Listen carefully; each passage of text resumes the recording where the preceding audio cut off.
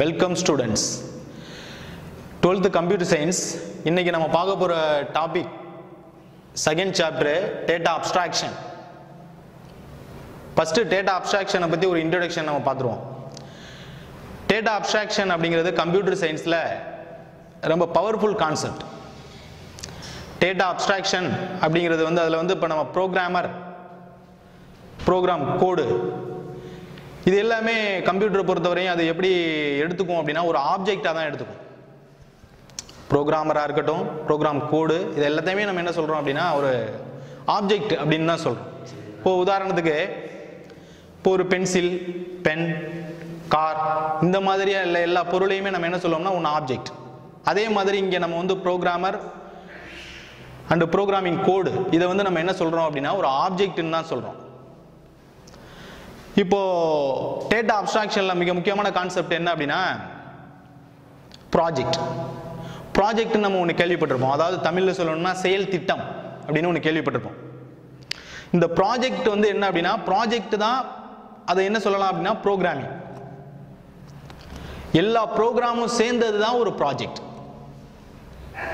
அதுல நிறைய ப்ரோக்ராம் இருக்கும், ஒன்று ஒவ்வொரு கான்செப்ட் ஒவ்வொரு பர்டிகுலர் ஒர்க்கை செய்யும். அது எல்லாத்தையும் நம்ம ஒன்று சேர்த்து உருவாக்குறதுக்கு பேர் தான் ப்ராஜெக்ட், அப்படி அதாவது செயல் திட்டம் அப்படின்னு சொல்றோம். அது மாதிரி இங்க அப்ஸ்ட்ராக்ஷனை பொறுத்தவரையும் அப்ஸ்ட்ராக்ஷன் என்ன அப்படின்னா ப்ரோக்ராமுக்கு மாடுலாரிட்டி, அதாவது கூறு நிலையை கொடுக்குது அப்படின்னு சொல்றாங்க. அது என்ன கூறு நிலை? மாடுலாரிட்டி. அதாவது ஒரு பர்டிகுலர் ப்ரோக்ராம் டேட்டா அப்ஸ்ட்ராக்ஷன் மூலமா நம்ம என்ன பண்றோம் அப்படின்னா அதை ஸ்பிளிட் பண்றோம், பிரிக்கிறோம். சின்ன சின்ன பகுதியா சின்ன சின்ன தொகுதியா அதை என்ன பண்றோம் அப்படின்னா பிரிக்கிறோம். எதுக்காக அதை பிரிக்கிறோம்?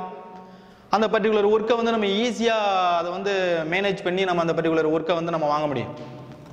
அந்த வேலையை தான் இங்க என்ன செய்யுது அப்படின்னா அப்ஸ்ட்ராக்ஷன், டேட்டா அப்ஸ்ட்ராக்ஷன் அப்படின்னு சொல்றோம். இப்போ நம்ம டாபிக் உள்ள போவோம்.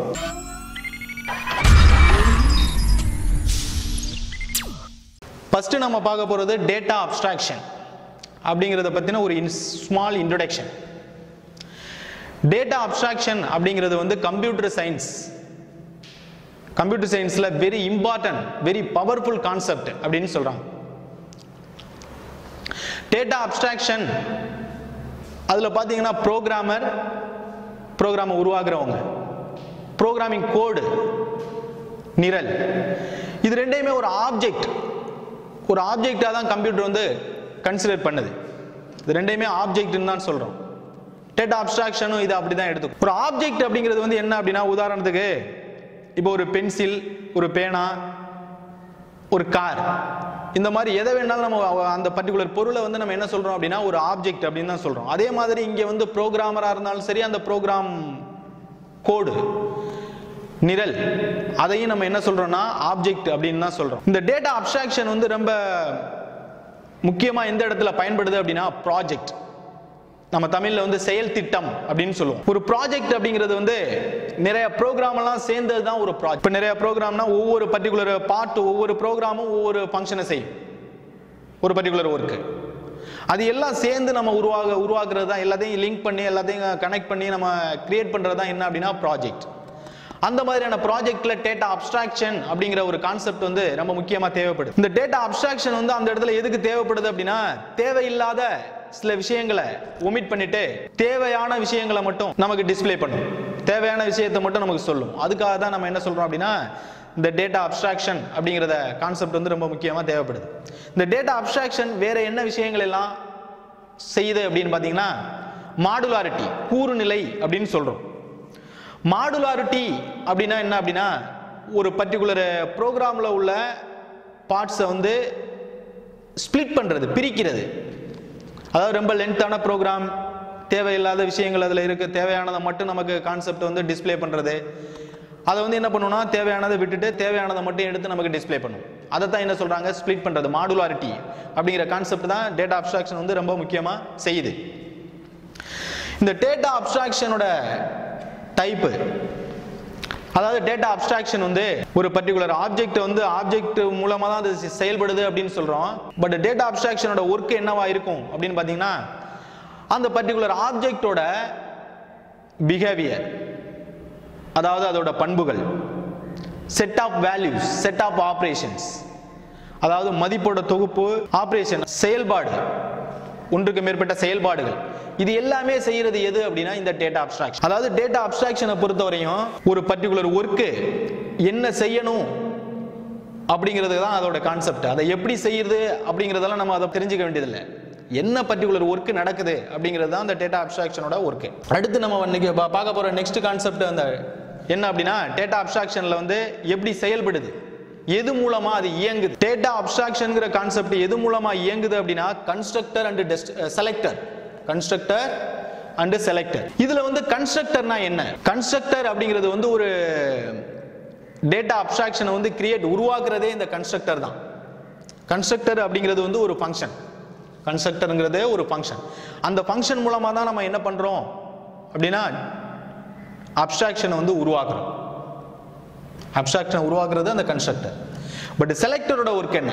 செலக்டரோட ஒர்க் என்ன அப்படின்னா அந்த பர்டிகுலர் அப்ஸ்ட்ராக்ஷன் அந்த ஆப்ஜெக்ட்ல உள்ள தேவையான இன்ஃபர்மேஷனை ஆக்சஸ் பண்றதுக்காக பயன்படுத்துறது தான் என்ன அப்படின்னா செலக்ட், அதை ரெட்ரீவ் பண்றது. அந்த கன்ஸ்ட்ரக்டர் எதுக்கு அப்படின்னா பர்டிகுலர் அந்த அப்ஸ்ட்ராக்ஷன் வந்து உருவாக்குறது. செலக்டர் வந்து அந்த இன்ஃபர்மேஷன் ஆப்ஜெக்ட் ஆர் அப்ஸ்ட்ராக்ஷன் இதுல உள்ள இன்ஃபர்மேஷனை வந்து ரெட்ரீவ் ஆக்சஸ் பண்றதுக்காக யூஸ் பண்றதா என்ன அப்படின்னா செலக்டர். இப்போ நம்ம கன்ஸ்ட்ரக்டரை பத்தி பார்க்கணும். இப்போ சிட்டி அப்படிங்கிற ஒரு அப்ஸ்ட்ராக்ஷனை பத்தி பார்க்க போறோம். சிட்டிங்கிற ஒரு பொருள், சிட்டினா நகரம், அதுல நிறைய விஷயங்கள் இருக்கும். அட்சரேகை, தீர்க்க ரேகை, லாங்கிடியூட், லாட்டிடியூட் அப்படின்னு சொல்லுவோம். அப்போ அதெல்லாம் சேர்ந்தது தான் சிட்டி. அப்போ அதுக்கு வந்து நம்ம வந்து ஒரு அப்ஸ்ட்ராக்ஷன் ஒரு ஆப்ஜெக்ட் கிரியேட் பண்ணோம்னா எப்படி இருக்கும் அப்படிங்கிறது தான் concept. City colon equal to இதுல வந்து சிட்டி அப்படிங்கிறது ஆப்ஜெக்ட், மேக்சிட்டி அப்படிங்கிறது தான் கன்ஸ்ட்ரக்டர், அதாவது ஆக்கி. இதை என்ன சொல்லுவோம்? Parameter, argument. இதெல்லாம் நம்ம பத்தி ஏற்கனவே பார்த்துருக்கிறோம்.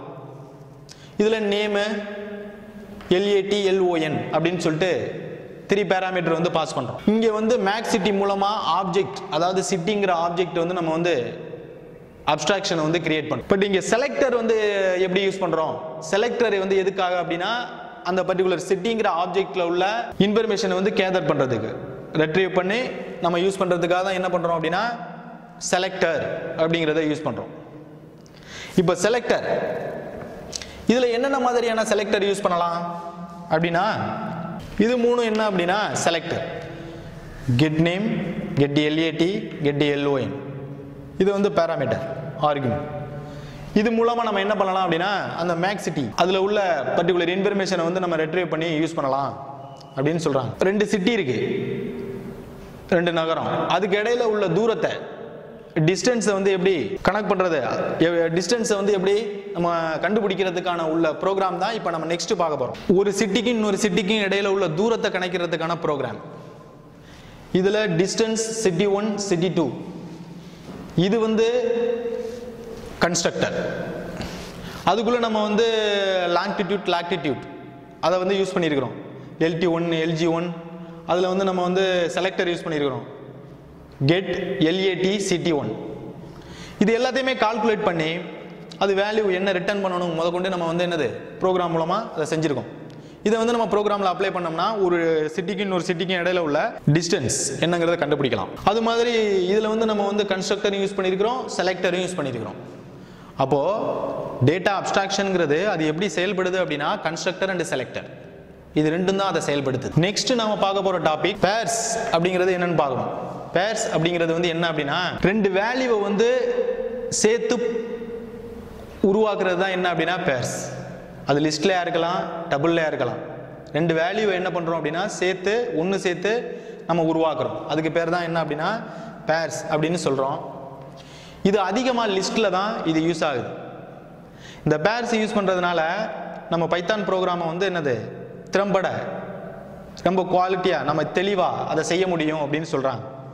ரொம்ப ஈஸியா நம்ம புரியுற மாதிரி செய்யறதுக்காக தான் என்ன அப்படின்னா பேர்ஸ் அப்படிங்கிற கான்செப்ட் யூஸ் ஆகுது. எது பேர்ஸ்னா என்ன அப்படின்னா 2 வேல்யூவை வந்து சேர்த்து உருவாக்குறது.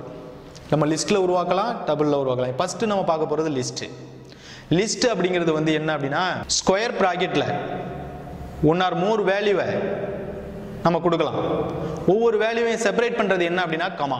லிஸ்ட்ல வந்து நம்ம வந்து C++ல அரே கான்செப்ட் யூஸ் பண்ண மாதிரி அரே கான்செப்டோட ஒர்க்கே அதான். என்ன அப்படின்னா ஒரு நேம் வச்சு நம்ம 1 or more வேல்யூஸை வந்து நம்ம கொடுத்து யூஸ் பண்ணலாம். அதே மாதிரி இங்க லிஸ்ட் டபுள் அப்படிங்கிறது யூஸ் ஆகுது. இதுல லிஸ்ட் அப்படிங்கிறது வந்து நம்ம ஃபர்ஸ்ட் பார்க்க போறோம். லிஸ்ட், இந்த லிஸ்ட் வந்து என்ன அப்படின்னா 1 or more வேல்யூ, அது என்ன வேல்யூ வேணாலும் இருக்கலாம். ஒரு லிஸ்டே நம்ம வந்து லிஸ்ட்டுக்குள்ள கொடுக்கலாம். அப்போ 1 or more வேல்யூ டைப் எப்படி வேணாலும் இருக்கலாம். Data type int care float அப்படின்னு சொல்லிட்டு டைப் எப்படி வேணாலும் இருக்கலாம். அந்த ஒவ்வொரு 1 or more வேல்யூ கொடுக்குறோம்ல, ஒவ்வொரு வேல்யூக்கு இடையில நம்ம என்ன செப்பரேட் பண்ணணும் அப்படின்னா கமா.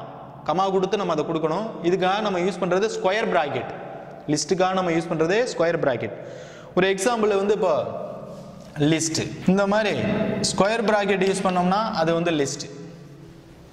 இதில் வந்து நம்ம 2 வேல்யூஸ் யூஸ் பண்ணியிருக்கோம். பட் 1 or more வேல்யூ எவ்வளோ வேணாலும் கொடுத்துக்கலாம்.